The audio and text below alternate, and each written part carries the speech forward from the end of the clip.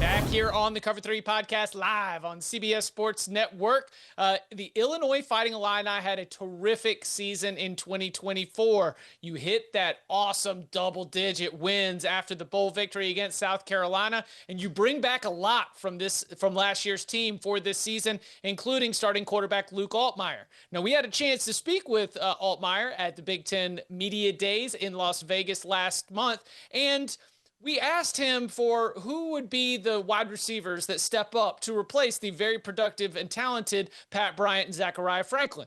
Now, he gave us a list of names that looked like a CVS receipt. No free ads. But, Tom, I've got to ask, after seeing that opener against Western Illinois, do you know anything more about what this offense is going to look like in 2025? Nope. I do not. I think 9 different players caught passes for Illinois in the opener last week. Now, Hank Beatty, the senior among the bunch, he caught 5 for 108 yards. He had the biggest day of all of them, but nobody else on the team of the other 8 guys to catch passes caught more than 25 yards. Justin Bowick, a transfer from Ball State, caught 2 touchdowns. He was the clear favorite option in the red zone, as was tight end Tanner Arkin. So they're still mixing it around. Nobody, I think, has emerged as an alpha. I think Hank Beatty having that kind of game is a good sign for him this season. He also returned a punt for a touchdown, which was the first Illini punt return touchdown in 12 years. So there was a lot of first times for the Illini last week against Western Illinois. But overall, I don't know how much we could take away from anything that we saw in that game, because it was clear they were trying to get everybody involved, trying to get everybody's feet wet with a big game coming up this week on the road against Duke. So I can't say, I don't think we should take anything clear away from it. No, I think this is still very much a work in progress, and they are still going to see if somebody emerges as the true alpha among that group. I'm also curious to see how many passes Illinois is actually going to throw against Duke. If I'm Illinois, I'm taking my super veteran offensive line. Brett Bielema said, to us there at Big Ten Media Day, it was one of the best he's ever had.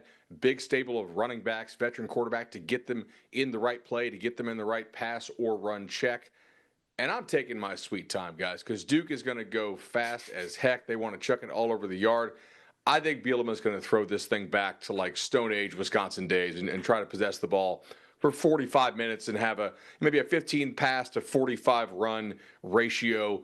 Keep the ball away from Duke, try to pound on them physically, and not let Duke get to play 75, not let Duke get to play 85 or shoot, even play 90 to where your defense is gassed. They're really figuring out what you can't cover that day. Limit Duke's opportunities. I expect a lot of run game. So, and maybe minimize the effect of Illinois not having a true number 1 receiver to this point.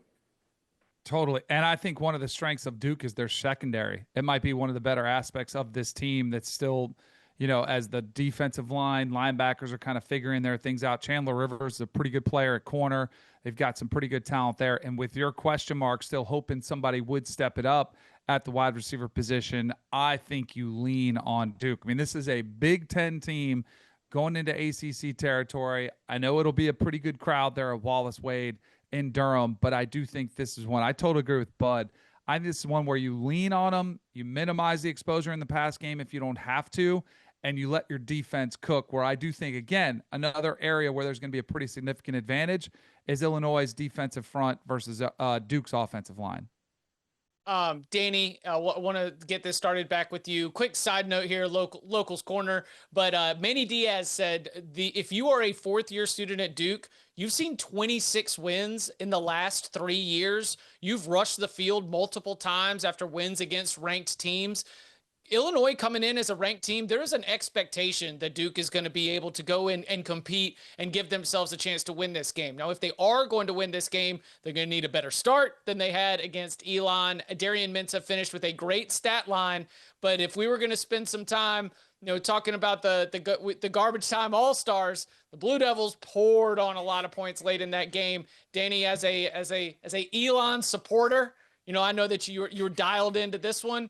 What do you think they have in Darian Mensah in that Jonathan Brewer-led system in Durham? He's special. I mean, there's a reason. Malik Murphy was pretty good, and they thought they would upgrade. Man, 9-win season last year, and they said, you know what? We think we can get better. So you like the standard that they've set. The thing that worries me for Darian Mensah is he's got a young tackle on the left side of the line that's going to be going against Gabe Akis, who, by the way, he was already impressive last year, had a couple sacks last week. he looks like a game record type opponent. So I don't know. We were talking about Illinois being able to run the football. I worry a little bit about a game where Duke could be made one-dimensional if Darian Mensah can just put this team on the back and get a lot of yards, a lot of production through the air. And so that, to me, is the big concern for Duke. And they could. I mean, I think he's pretty dynamic. I think they have pretty good wide receivers. They had 4 different guys go over 50-plus yards, so they were able to spread it around somewhat. But if you can make anybody one-dimensional and completely shut down their run and have Mensah running around a little bit, I don't think that bodes well for Duke. Yeah, I think that's a very interesting matchup to watch as far as Duke's offense versus the Illinois defense, because all offseason, the thought process was Illinois had a very talented secondary. That's where they had pretty much everybody coming back on the defensive side of the ball, whereas the defensive line had lost a couple of key guys and they were bringing in new starters, although Gabe Akis did return. So the thought process was going to be the secondary is going to be very good. The defensive line's a work in progress. Aaron Henry, the Illini defensive coordinator all summer, was like, no, actually, our defensive line might be the best unit we have. It's the best one we've certainly had since I've been here. And based on what we saw last week against Western Illinois, I understand why Aaron Henry felt that way, because even though it was Western Illinois, the Illinois defensive line looked phenomenal. Now I wonder how they're going to look against a Duke offensive line on the road, where they're not just going to be able to overwhelm these guys with size and speed like they were able to do Western Illinois. So that is going to be a huge matchup. And I also wonder if the plan for Illinois, besides slowing things down on offense to keep that Duke offense off the field, will be to kind of take the Lenora Sellers plan that we saw in the bowl game last year, where they are just going to let him sit in the pocket and figure it out. They are not going to let him be a one read and go kind of guy, which he is at times. And we saw a lot last year in Tulane, especially when things weren't going well. He was scrambling a lot. That was his tendency. So Illinois is probably going to try to pen him in and make him make decisions and reads over the middle of the field to get things done. Whether or not he's able to do so will probably determine the outcome of this game. But don't make no mistake about this. It's a 2.5-point spread for a reason. I know Illinois is favored, but these are two very equal teams, and Duke could easily win this game. The phrase used to be, hey, they're on scholarship too. I think in the rev share era, it's like, hey, they're paying up too, and Duke is certainly paying up. We know just from the reporting in the offseason, Duke has a heck of a lot of money. This is a good roster. I'm curious to see how effectively Duke can spread out Illinois. How does Illinois handle some of this four wide, some of this empty set stuff that Duke might want to do? Can you isolate some of these Illinois linebackers in coverage? I don't know that that's a liability, but it's something I think Duke should probably test early and often. And if you're Duke, you are facing a very veteran quarterback. It's not saying that Altmaier is perfect, but we saw in the opening weekend a lot of young guy mistakes from first-time starters, and having Altmaier there as a fifth-year senior for Illinois, should help them. But man, Duke still dials up a lot of really fun, exotic stuff, pressure packages. Altmaier's going to have to be on his game mentally and also be on the same page as his receivers in their response to some of this pressure stuff. They need to cut their routes off at the right time and the right depth. They need to work in conjunction. I think that's why it probably just you limit how many passes you throw and you try to just stick with the run game if it's working at all.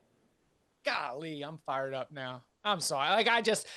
We spend so much time looking at all the week 1 matchups. They just stare at us on the calendar. And then you really throw yourself at week 2 and you realize all the fun chess matches that are about to unfold, not just this week, but all the weeks to come. And we love breaking them down here with you every single Tuesday, noon Eastern time hour on CBS Sports Network. Well, coming up on the other side, we take you inside the matchup of one of the sport's great rivalries. It's Iowa and Iowa State, the battle for the Cy Hawk Trophy, keys to the game, X factors, and more.